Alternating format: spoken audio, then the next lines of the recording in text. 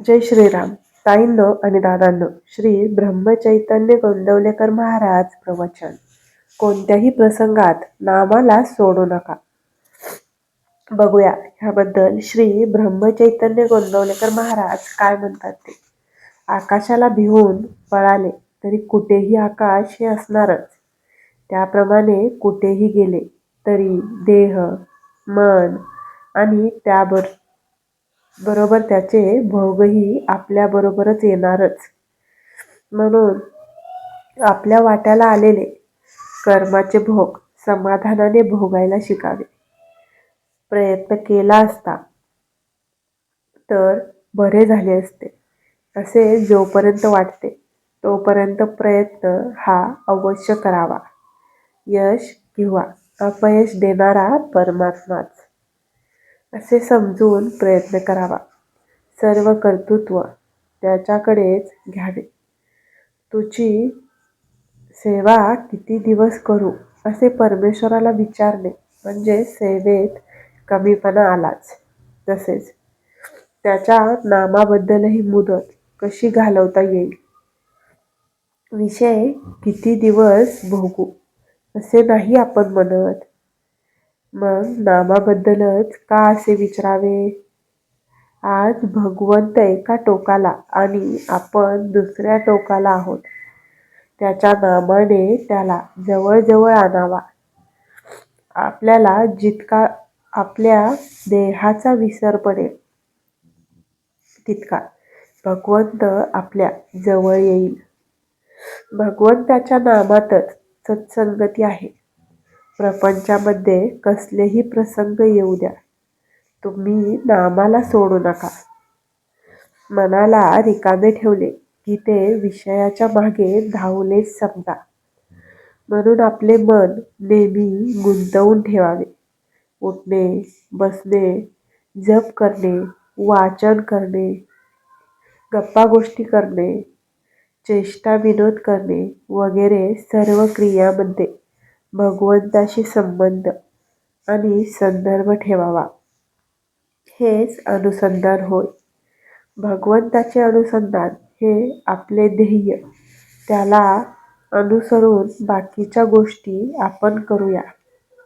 आपली वृत्ती आणि भगवंत यांना जोडणारी साखळी म्हणजे भगवंताचे नाम होय. म्हणून आपली वृत्ती सदैव नामामध्ये गुंतवून ठेवावी. नामाचे अनुसंधान टिकेल अशीच उपाधी बाळगावी. नाम नुसते घेतल्याने काम होईल, पण ते समजून घेतल्याने काम लवकर होईल. नाम मुखी आले की सत्कर्म आपोआप होऊ लागतात.